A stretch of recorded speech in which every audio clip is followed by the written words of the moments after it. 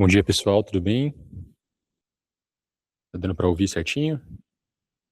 Bom, eu sou Luiz Felipe, sou aluno de mestrado aqui da Unesp, do Laboratório Recogno, junto com o orientador o João Paulo Papa. E fazendo uma pequena introdução minha, eu já trabalhei anteriormente com é, modelos de visão, foi onde eu iniciei, na verdade, meus estudos aqui, foi junto com o professor André, e isso, no caso, já me deu uma noção, assim, do que eu gostava de fazer, né? Aí, posteriormente, eu comecei ali já no meu TCC, já trabalhar com NLP, com os grandes modelos de linguagem, que inclusive é onde eu estou atuando agora nesse momento. E minha linha de mestrado está indo mais para esse caminho de VLMs. Oh, perdão. Mais para esse caminho de VLMs, que são os do que eu vou estar explicando a seguir, no projeto de reconhecimento de sinais de Libras.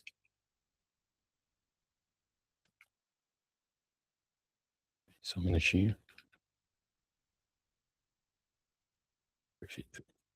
Bom, aqui no sumário da apresentação, eu vou estar apresentando para vocês qual que é o tipo de problema que a gente está enfrentando nesse projeto, o que são os VLMs, os modelos multimodais que eu vou estar trabalhando, alguns modelos que eu estou investigando no projeto e os testes que eu estou realizando no momento. Bom, primeiro, a gente tem que ter um entendimento ali qual que é o contexto que se passa com a pessoa surda quando ela chega num hospital.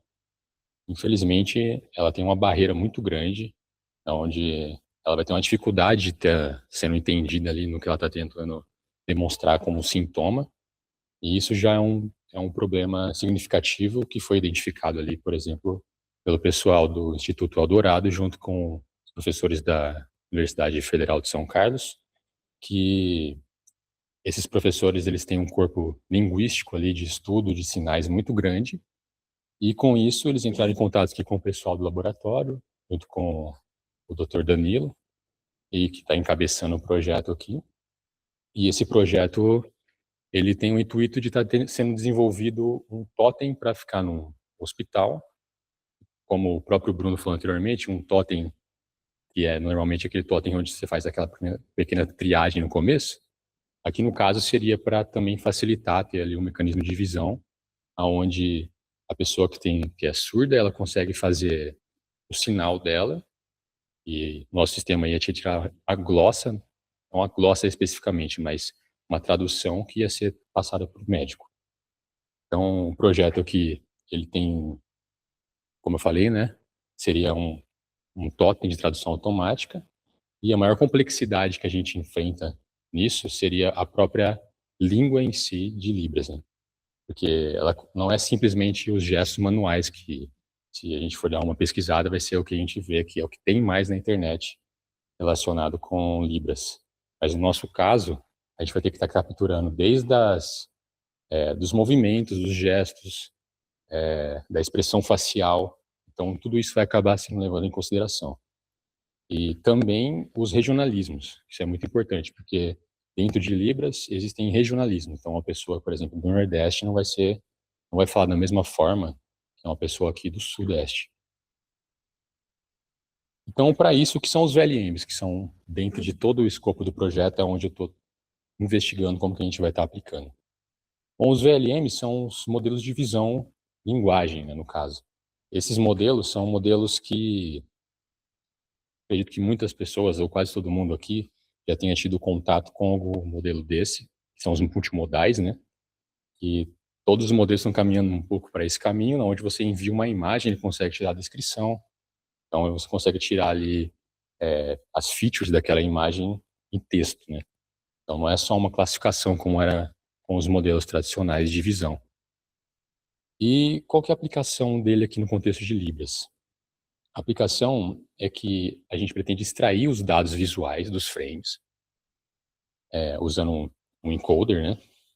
E fazer um mapeamento semântico ali para ter uma resposta de texto. Então, isso vai ser através de um decoder linguístico, que é onde eu vou estar mostrando aqui no próximo slide, que seria o pipeline de VLM. Normalmente, a gente tem um encoder visual, ali pode ser uma CNN, uma rede neural, ou um Video Transformer, que está sendo mais utilizado agora. Então, tem o processamento dos dados de frames ali daquele vídeo. A gente divide a imagem e o vídeo em blocos, né, para extrair os embeddings. Depois a gente vai ter aquele alinhamento, que vai ser o adaptador ali, né, onde ele vai fazer a fusão do que foi codificado em texto e o codificado na parte visual. E normalmente a gente usa um mecanismo de cross alignment ali, para estar fazendo a fusão modal, né, dos embeddings. Depois um decoder vai extrair aquilo para a parte em texto. Aqui, exemplificando um pouco mais, eu montei essa imagem, com base com uma imagem que eu encontrei na internet. A gente tem uma raposa, que vai ser a parte visual, né, e o texto. Então, o que é normalmente utilizado ali numa CNN ou um Visual Transform, que vai fazer o embedding ali do codificador de imagem, e na parte de texto, pode ser um BERT, um Robert, ou Roberta, no caso, ou até mesmo um outro LLM, para fazer essa parte da codificação.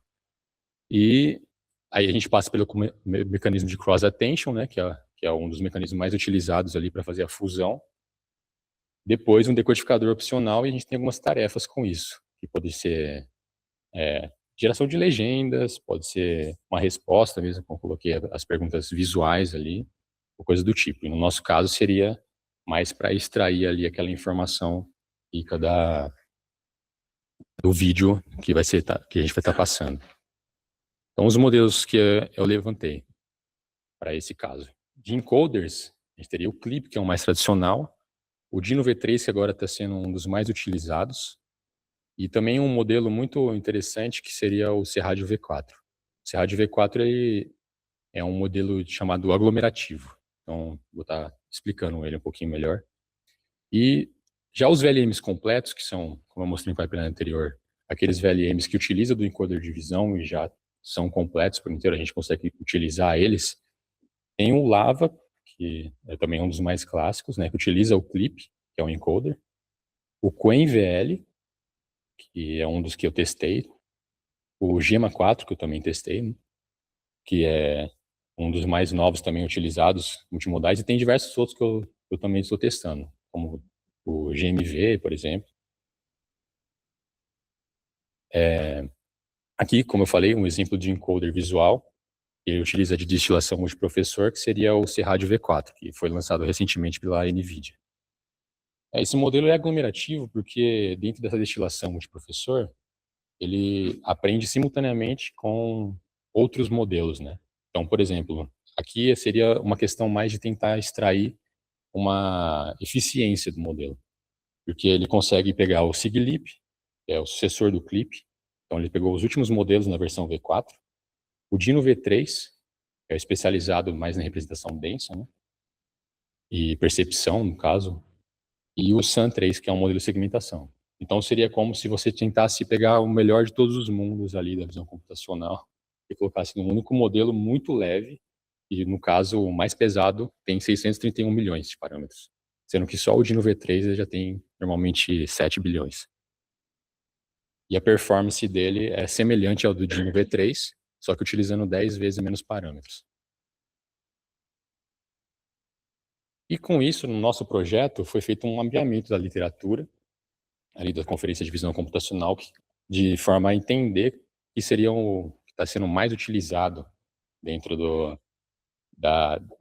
desse contexto para a gente poder estar explicando ali no nosso trabalho, né?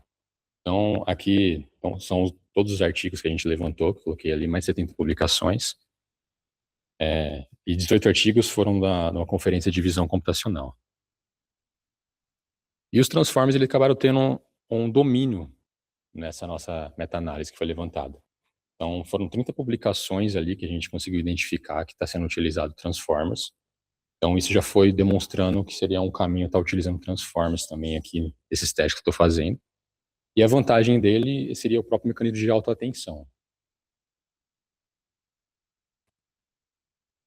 Já entrando no campo dos testes, o teste que a gente realizou foi no dataset do SignBank. Foi um dataset voltado para Libras, que foi criado pela Universidade Federal de São Carlos. E esse dataset foi feito pela nossa equipe aqui, uma coleta via web scraping, para poder estar colocando os metadados. E a gente estruturou isso em um JSON, que eu até vou mostrar também aqui como exemplo. Então, a gente tem a mídia aqui nos campos do JSON, né, referentes ao vídeo. A fonologia, que seria a localização, dando o grupamento também. E o ID ali, no caso, com a tradução em português e inglês. Então, a gente fez esse levantamento primeiro porque a parte do dataset em si, ela vai ser feita pelo pessoal da UFSCar. Só que ainda a gente não tem esse dataset, mas a gente precisa estar colocando em produção alguma coisa assim para poder testar. Então, a gente começou a testar pelo meio do SignBank. Aqui seria o exemplo do absurdo 2, né? Seria um sinal, um dos sinais feitos. E as limitações do dataset seria que as glossas elas são isoladas, só que o que a gente precisa é um contexto maior do que isso. Então, a gente não tem uma certa fluidez de interpretação.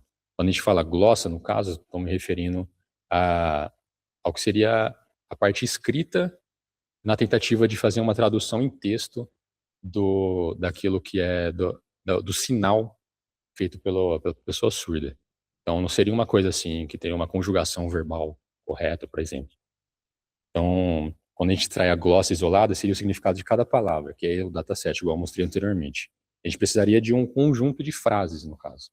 Então, a gente precisa desses vídeos contínuos.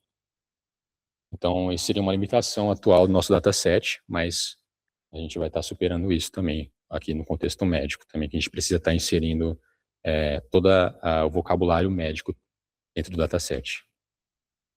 Aqui no exemplo de um dos testes que eu fiz, o Qwen 3, com 4 bilhões, com inferência zero shot mesmo, ele teve uma resposta errada, porém deu para perceber que ele consegue fazer uma descrição muito boa.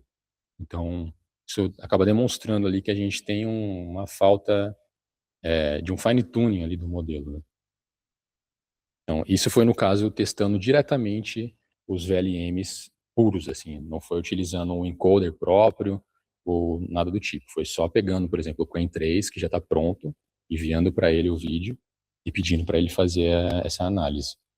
Mas, já na conclusão, isso demonstra que tem uma fundação viável, os VLMs, para estar sendo utilizado, mas eles necessitam de um contexto maior, que é o que eu vou estar investigando já nos próximos passos. Então, primeiro eu vou aumentar o número de testes, né? Então, a gente está utilizando técnicas de prompt, como Feelshot e Chain of Thought, o Qwen 3 e o modelo mais novo, 3.5, o Gemma 4, o GLM, o EternLM, e também o BERT Score e o LLM as a Judge para estar fazendo os testes ali adequados, né, com o benchmark.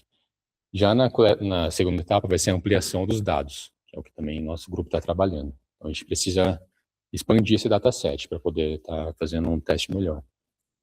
E, paralelamente, eu também vou fazer os testes do backbone para ver como que ficaria isso dentro de um pipeline de VLM. Então, não só utilizando o VLM já pronto, fazendo um teste com o Dino V3, o Serrad V4, seria um pipeline parecido com esse aqui do lado, mais ou menos, que foi o que a gente estava pensando. Então, seria uma extração de embed, utilizando o Dino V3. Aí precisaria de uma compressão, porque eu identifiquei que quando a gente pega esses vídeos e corta ali em frames, acontece que a gente tem pouquíssimos frames e isso pode perder o contexto. Então, se eu começar a aumentar o número de frames, digamos que, por exemplo, qualquer coisa hoje roda 60 frames por segundo. Isso já faz um vídeo ficar extremamente pesado. Então, na compressão aqui, temporal no caso, seria uma forma que é utilizada em um outro VLM, chama Blip2, que utiliza o Keyformer, que é uma forma de você fazer aquele cross attention, porém já sintetizando e fazendo uma compressão ali daqueles dados. Isso para tornar já um conjunto mais compacto, né? Então, seria uma forma mais interessante de estar trabalhando. Isso geraria já a fusão multimodal e, por fim, passando por um SLM, no caso, um modelo menor, para fazer o decoder ali, geração textual, já voltado para texto clean. Então, no demais seria isso. E estou aberto a perguntas e agradeço pela atenção de todos.